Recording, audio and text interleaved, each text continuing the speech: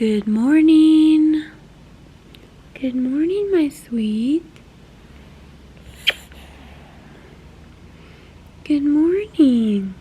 We slept in this morning and Nick is still sleeping because he worked a really long night last night. This is the first vlog of 2023. It is not sponsored. I just wanted to catch you guys up on what's been happening in my personal life. And right now I feel like every person in my neighborhood is mowing their lawn.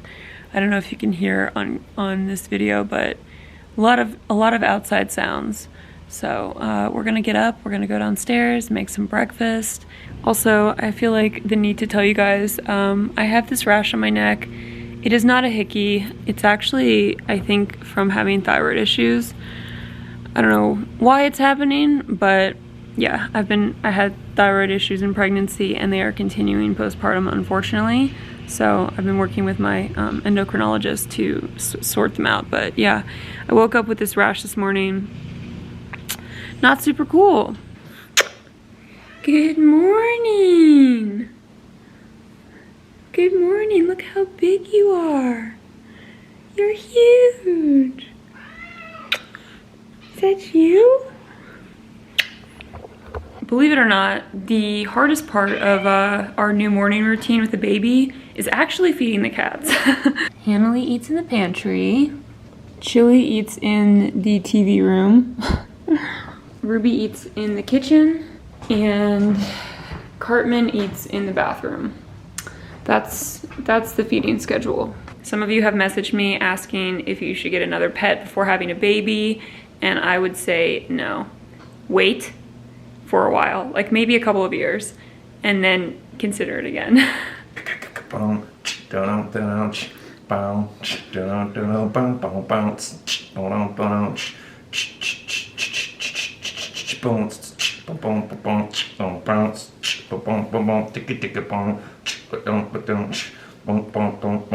Wow! Is that your computer that she's sitting on? Yeah. Why? I don't know, is that a good seat? It's a little cold. Yeah. Nick and I have decided that we're gonna try to do a smoothie for breakfast every day this week. So this is day one. I am currently eating a bagel because I was hungry and breastfeeding, but I'm going to try to make these smoothies. And I got a NutriBullet because I thought it might be a little bit easier than using my big blender. I don't know, I just wanted to try it. I've always been really curious about these. For the smoothie, I'm just going to do some banana, frozen strawberries, honey, almond milk, and a little bit of vanilla extract, and probably some ice. This is smoothie number one. And now I just screw this base on. All about that base. Okay. So I think I just turn it in here. Wait, there we go. Oh, I just push it down. I should have read the instructions.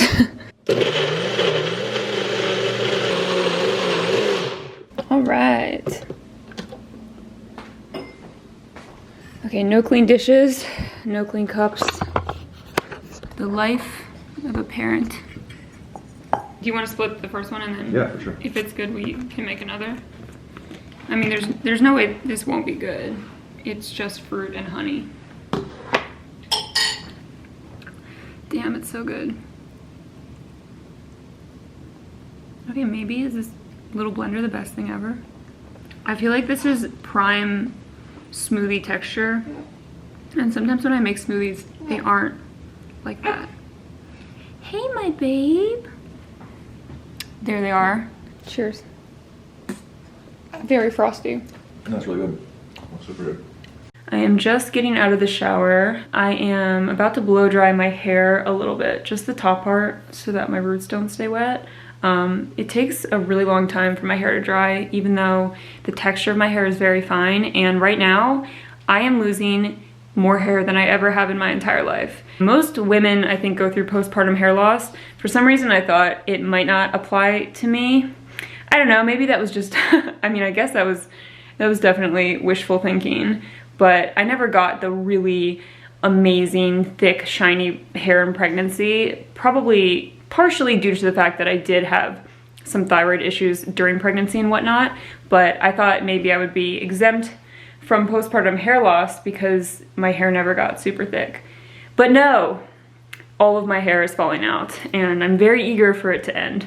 I'm gonna show you. I'm gonna keep it real with you guys and show you what it looks like after I take a shower. This is gross to show on camera, but this is how much hair comes out of my head after I take a shower. It is too much. Too much for comfort, you guys. This is crazy. This is like probably hundreds of hairs. It's gnarly. Granted, I haven't washed my hair in 3 days, so you know, I've lost more hair than I would if I showered and washed my hair every single day, but it is a lot of hair and it's freaky. Again, this is totally common and very normal. The reason that you have postpartum hair loss is because when you are pregnant, your estrogen levels are really, really high. And estrogen keeps hair on your head. It prolongs the growth cycle. So while you're pregnant, you're shedding way less. And then once you have your baby, your hormone levels just totally drop. Your estrogen declines. And then you lose all of the hair that you would have lost during pregnancy if you had not been pregnant. But it just happens rapidly. I am almost 4 months postpartum and mine started at about 2 months. I have heard from various people that it can last for 3 months, it can last longer. I would love to know how long it lasted for any of you guys if you have gone through this, and if there were any things that you did that helped. I mean, I think there's very little you can do in reality, but maybe there are some things that will help it grow back faster. I am still taking my prenatal vitamin every day. I am taking iron, I'm taking biotin, and I'm taking omegas. I know a lot of people swear by collagen powder and like collagen supplements, but every time I have tried to take collagen in the past, it's made me feel really sick. Something about it just does not agree with my stomach. I've tried a couple of different brands. So if there's anything aside from like prenatal vitamins and collagen that helped you, please let me know. Help your girl out so that I don't go bald.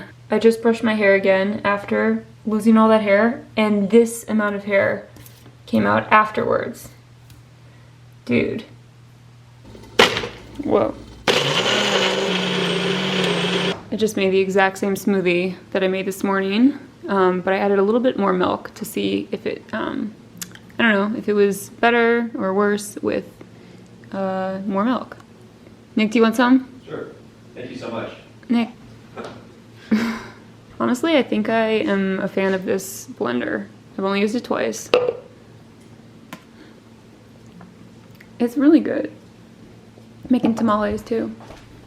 Heating up some tamales that Nick got me last night. Hi, my baby. Hey, my babe. Okay, so this is like the darkest way I could have chosen to end this vlog. Not just because our house is dark, but the story I'm about to tell you is quite dark as well. Let me turn a light on to make it less dark. There we go. Lately, I have been rehashing so many parts of my life and just feeling very nostalgic and thinking about all of these old memories. I think part of it has to do with having a kid now and just, I don't know, thinking about what her life is going to be like. Also, we're starting a new year and I've just been kind of thinking about things I want to do differently this year. And I wanted to tell you a story. I'm just going to go ahead and tell it, but I'm not telling you for sympathy. I'm telling you because it relates to my goals for this year. And also, this was a really important lesson in my life. When I was a lot younger, I think I had to be somewhere between 19 and 22. I was working in strip clubs in Baltimore, and I mean, I had been working in that environment for quite some time at this point, but there was one night when I went to work and like the club that I worked at felt like a safe club. You know, I knew all the people that worked there, all the girls, all the staff, security, everything like that. But right before my shift ended, I got robbed. I got kind of cornered by a group of men and they stole everything that I had, which at the time was like I had my purse with me with a bunch of all the money that I had made that night. I had my driver's license, my credit cards, and my cell phone. Those are the main things. Luckily, the keys to my car and the keys to my house, which were on the same ring, were upstairs at the time in my locker. So I had my keys, and that was really important because obviously I was able to drive myself home and get into my house later that night and everything. But they stole everything from me. It was kind of like a best case scenario as far as being robbed goes, because I didn't get injured, and it was a lot less scary than it could have been. And I do know other women who have been in, you know, similar situations, whether at work or just going about their lives. And I mean, it's always scary when someone approaches you and steals from you. This moment in my life was such a monumental moment for so many reasons.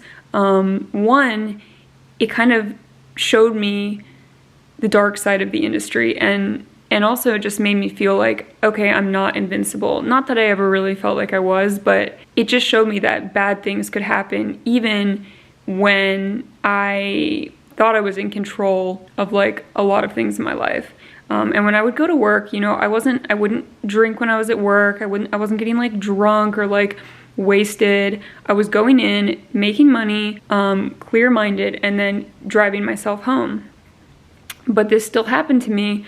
I feel like if this were to happen to me at this point in my life, I would deal with it a lot differently than I dealt with it back then, like emotionally, because this was a really hard thing for me to get over. I really, really struggled to bounce back from it. It just put me in a really weird headspace for a long time. The first thing that it made me realize is a lot of the people I worked with at the time really didn't care about me. And that's a sad reality in a lot of nightlife situations, especially like strip clubs. You know, you go to work and you're tipping out all these people, and as long as they're making part of your money, they have your back, they're on your side. But once they aren't making money from you, like, it's like, okay, they don't really care. That was upsetting. I remember no one really checked on me, like the managers of the club and stuff. No one really asked me if I was okay, asked if there was anything they could do. It was just like, okay, well, you got robbed, and we'll see you the next time you come into work.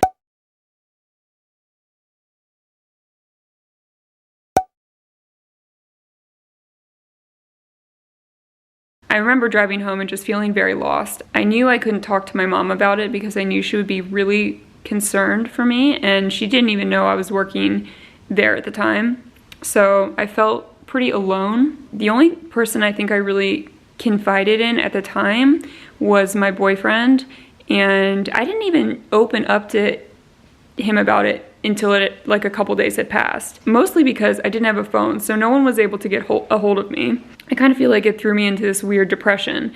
The biggest thing I took out of this, though, which is now what relates to my life now, is when bad things happen, the longer you dwell on them and you sit with the negative feelings associated with that event, the more you are kind of torturing yourself. And this is not across the board. You know, we all go through hard experiences in life. You know, grieving the loss of someone is a lot different than losing some of your personal belongings or having some personal belongings stolen from you. But I really feel like I punished myself by just holding on to it for so long.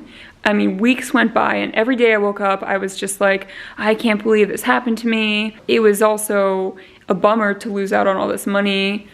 It was a lot of money for me at the time, and, you know, having to buy a new cell phone, having to cancel my credit cards, all of that, it just felt like such a huge setback, and it really affected me so deeply until I woke up one day and I basically said to myself, I cannot live in agony any longer over this thing that has happened to me in the past that, you know, was upsetting and not pleasant, but my life is fine, I'm safe, I'm healthy, and I need to just move forward and stop dwelling on this. So I decided to no longer fixate on it, no longer think about it, bite the bullet or whatever they call it as far as my possessions and my money that I had lost. And I did that, and my life immediately changed for the better. Our thoughts are so powerful, and when you harbor these negative feelings and negative emotions over things that you cannot control or things that you can't change anymore, it really doesn't serve us any purpose. And I have thought about that so many times in my life since that experience happened, because, you know, we all have things that come up. And when something comes up in my life that feels negative or doesn't feel great, I try to address whatever's happening. And then once there's some sort of resolution, whether or not there is a resolution, once it's over, I try to let it go and not dwell on it. And that is something that I really want to carry strongly into this year, that mentality. I know it's not always possible to just like get over something or bounce back super quickly, but there is something to be said about not dwelling on things you can't change and not punishing yourself by reliving something over and over and over and over again, especially if the outcome isn't going to be different. This really can be applicable to so many things in our lives. I know it's something that applies to a lot in my life, especially now that I have a baby. I really want to be more mindful about what I'm holding on to every day. Like, what am I thinking about every day? Am I dwelling on things that don't serve me any purpose, or am I focusing on like the present, being with my child, and finding resolutions for the things that I can change? It's also something that can apply to relationships a lot and conflict. Does dwelling on an argument or a fight really serve either partner? You know, you get in a fight with somebody that you work with. Is it really worth holding a grudge against that person and creating a weird dynamic and a weird work environment? Or would it be better for everyone if you guys could just put it in the past? Yeah, so I wanted to share that. It's not my proudest or finest moment in life. So that is how I am choosing to end this video, with that story and that piece of advice and what I took out of that experience. Maybe it will resonate with some of you guys as you move into the new year. Maybe it won't. That's fine. One other positive thing that came out of that, I mean, back then, cell phones were not what they are now. Social media didn't exist in the same way, but I still use my phone a lot. And that was the first time I had been completely phoneless for a while. And thinking back, I remember feeling like, wow, it's kind of nice not to be tethered to my phone all the time. And that's something else that I still feel is important. So thank you guys for watching. I hope you are all doing well. I would love to hear some of your plans for this year, or things that you would like to do in 2023. I know by the time this video goes up, it's going to be almost February, but I still love hearing everyone's goals. I often find that I'm really inspired by them. For myself, I also made a New Year's resolution list. I usually do it every year. Last year was the first year I didn't do it because December of 2021 was so hard for me. So I didn't want to put any pressure on myself. But my list this year is very realistic and very practical and not too crazy. Thank you guys all for watching. I look forward to seeing you all in my next video, and I will talk to you then.